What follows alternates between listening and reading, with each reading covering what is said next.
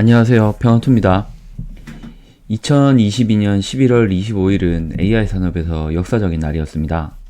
AI 분야 종사자들은 뻔히 올 미래라고 예견을 하고 있었지만 일반인들이 이제 AI를 피부로 느낄 수 있는 만큼 다가온 날이었기 때문입니다. 챗GPT 3.5 발표, 구글에서 발표했던 트랜스포머 논문의 제목이 Attention is all you need라는 그 논문이 있었는데, 이를 기반으로 막대한 데이터셋과 파라미터를 통하면 사람과 같은 언어 능력을 발휘한다는 라지 랭귀지 모델 LLM이 제대로 출시가 되었던 날입니다. 2017년도에 발표한 논문이고, 이 논문의 이론적 근거는 이미 90년대에 만들어졌지만 하드웨어 파워가 따라오지 않아서 실현되지 않았다가 GPU 병렬 연산 능력이 가공할 만큼 올라오면서 실행의 단계로 올라온 상태입니다. 앞에서 얘기한 대로 이러한 LLM을 돌리려면 맞습니다. 막대한 GPU 자원이 필요로 합니다. 막대한 GPU를 생산하고 이를 프로그래머에게 편한 생태계를 구축한 회사는 엔비디아입니다. 지금 보시는 차트가 엔비디아 차트고요. 엔비디아 차트에서 여기 붉은색 화살표가 바로 GPT를 발표한 날입니다. 월가에서 이게 뭐지? 하고 이게 사모으기 시작한 거는 여기서부터 이제 한 달 정도 지난 시점, 이때부터 엔비디아가 본격적인 상승을 하기 시작했고, 현재는 여기에서 쭉 올라서 여기까지 올라온 게 한 4배 정도의 상승을 하였습니다.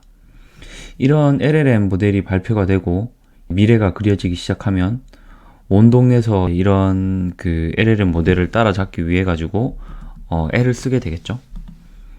이제 당연히 구현을 위해서는 엔비디아에서 GPU를 구입을 해야 되는데, 엔비디아에서는 생산은 한계가 있고 서로 살려고 줄을 서다 보니까 특히 엔비디아 여러가지 모델 중에 가장 고성능인 H100 GPU를 사기 위해서 빅테크들이 줄을 서고 있는 상황입니다.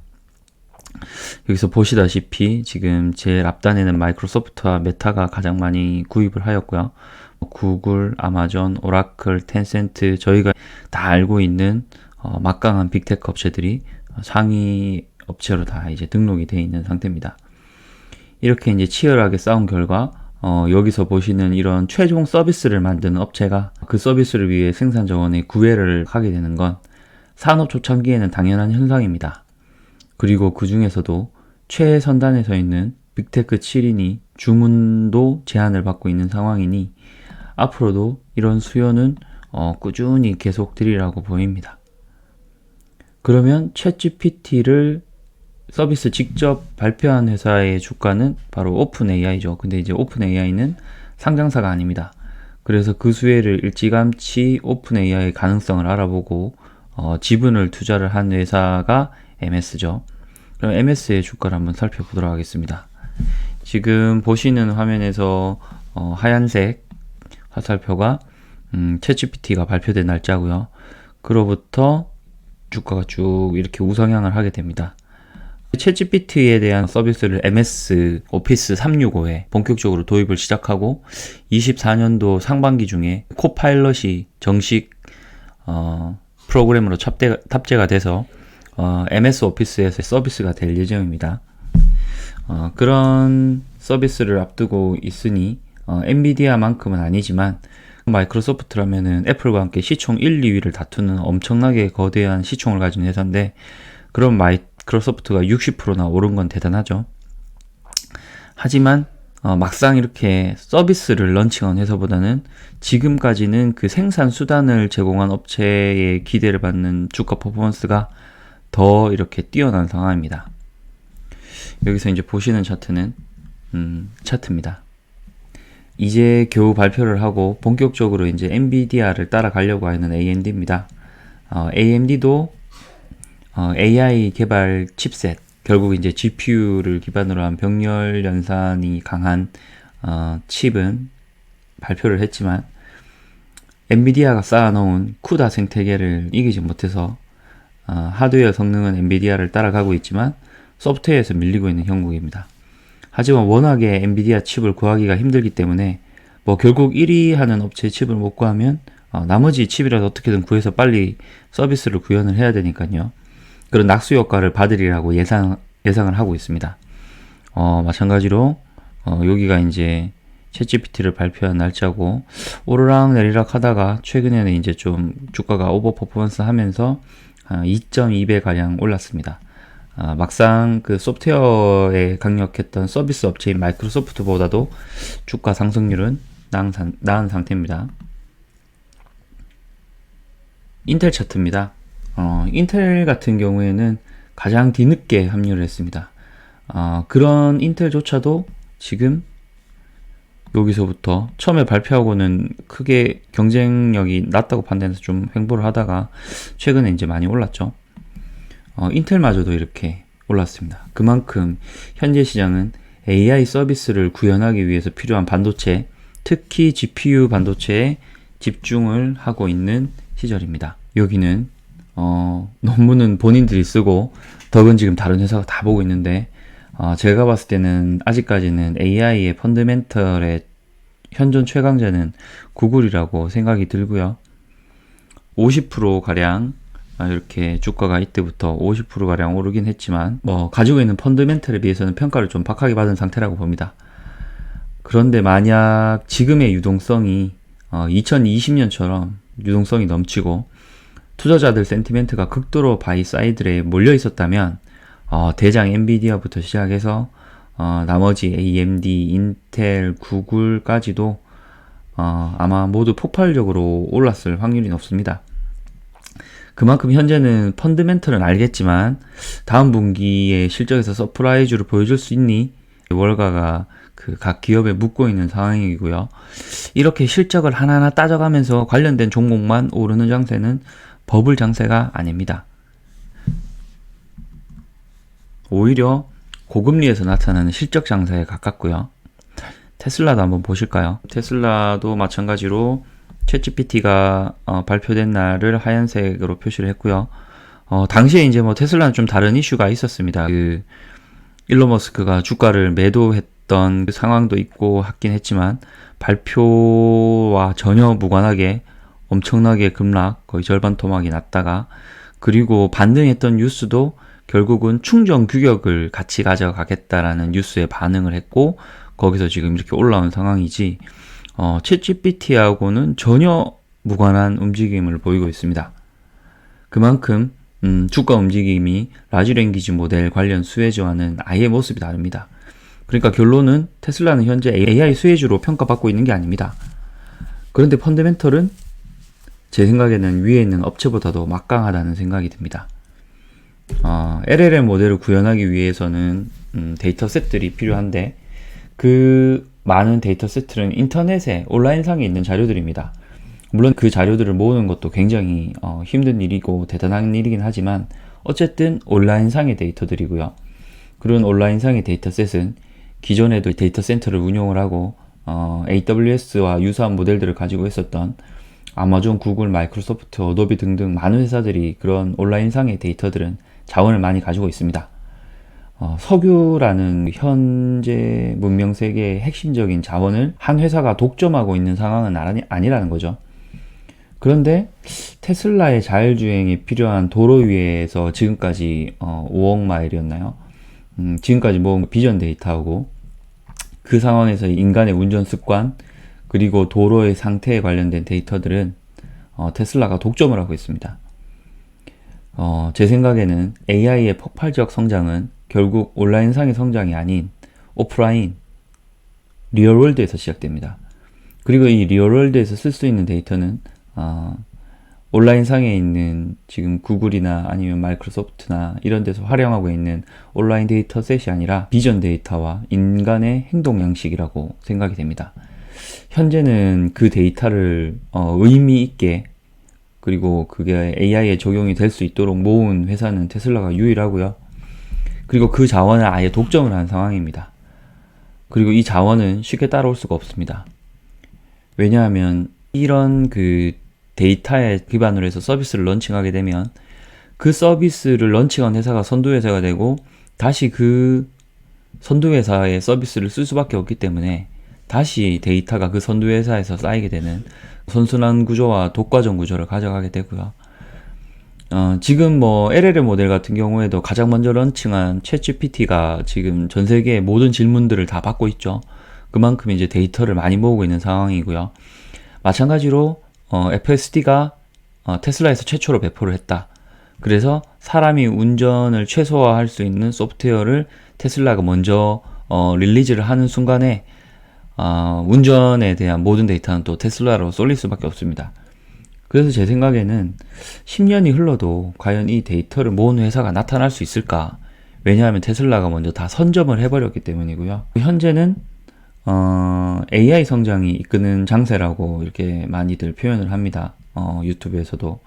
테슬라 투자자들도 테슬라도 AI 회사고 AI 펀더멘털이 막강하다더니 왜 안 오르려고 하는데, 제가 봤을 때는 지금은 정확하게 표현을 하자면 AI의 장세가 아니라 현재는 라지 랭귀지 모델 LLM이 이끄는 장세입니다. 그리고 그 수혜주의 장세죠. 그러니 이 LLM 모델로 수혜를 받는 엔비디아, AMD, 인텔 같은 반도체 회사들이 먼저 오르게 되고, 그리고 서비스에서 그나마 이익이 날 것 같은 MS 정도의 회사가 지금 오르게 되는 그런 LLM의 수혜주 장세라고 볼 수가 있습니다. 진정 AI로 인간을 이롭게 하는 리얼월드 시장은 아직 열리지도 않았다고 판단이 됩니다. 엄청난 패러다임 변화의 극 초반기에 있습니다. 절대로 이런 데이터셋을 독점하고 있는 회사를 놓치는 우를 범하지 않기를 바라고요. 제 생각에는 미래는 거의 정해져 있지 않나 라고 생각이 듭니다. 그리고 이어서 그러면 이제 테슬라가 이렇게 뒤처지는 이유에 대해서 한번 알아봤는데요. 그러면 앞으로 어떻게 대응해야 될지 다른 사례를 가지고 한번 살펴보도록 하겠습니다. 테슬라가 소외받는 이유에 대해서는 말씀을 드렸고, 지금은 이제 넘버스가 나오지 않으면 인정되지 않는 장세라는 것도 말씀을 드렸습니다. 주식 투자가 어려운 점은 시장은 유동성과 성장에 따라서 국면을 계속해서 달리하는데 개인 투자자는 항상 같은 뷰로 시장을 바라보고 있습니다. 제가 지금 블로그에 유동성과 성장에 따라서 이렇게 블로그 카테고리를 나눠놨고요. 그리고 글마다 앞에 과학기술, 정치, 경제라고 카테고리를 하는 거는 이런 요소들이 섞여서 다양한 국면들을 만들고, 그 국면에 따라서 주도주 혹은 자산 가격의 포트폴리오가 계속해서 변하기 때문입니다.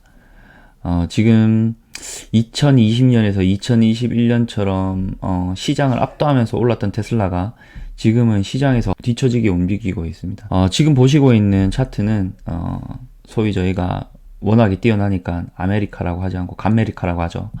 감메리카 시총 1위에 있는 애플하고 한국조선해양이라는 세계 조선 1위 회사를 비교한 차트입니다. 얼핏 애플은 워낙에 대단하고 조선업은 망해간다고 생각을 하고 계실 수도 있는데, 놀랍게도 지금 압도적인 퍼포먼스를 보이고 있는 회사는 한국조선해양이 오히려 주황색입니다. 근데 이제 시절을 잘 보시면 이 시절이 24년 3년이 아니라 2006년 2007년 이때고요. 여기서 있는 화살표 날짜는 화살표는 온 세상을 이제 바꿔버린 아이폰이 첫 등장한 날짜입니다. 그 뒤로도 세상을 바꿔놓을 아이폰이 나오고도 한국조선해양의 퍼포먼스가 압도적입니다. 물론 이제 애플도 오르기는 했지만요. 당시의 성장의 테마는 중국발 중우장대였습니다.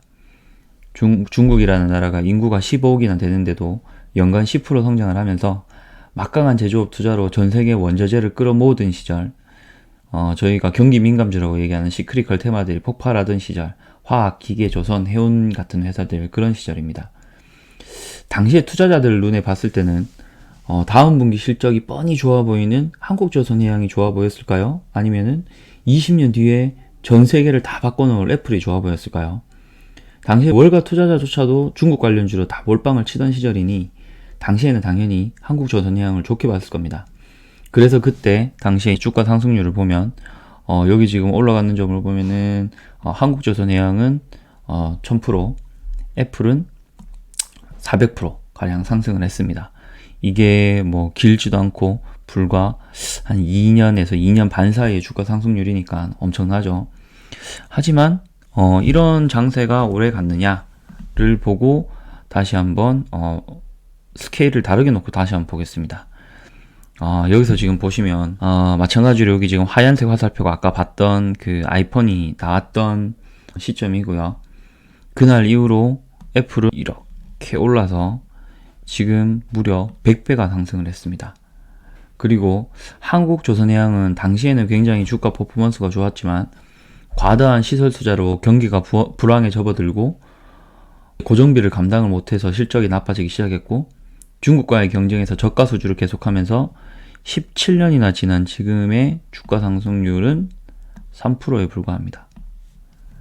이 100배 상승과 3%, 세계 1위 조선기업이긴 했지만 한국조선해양은 세상을 바꿔놓는 기술이 나왔던 것은 아닙니다.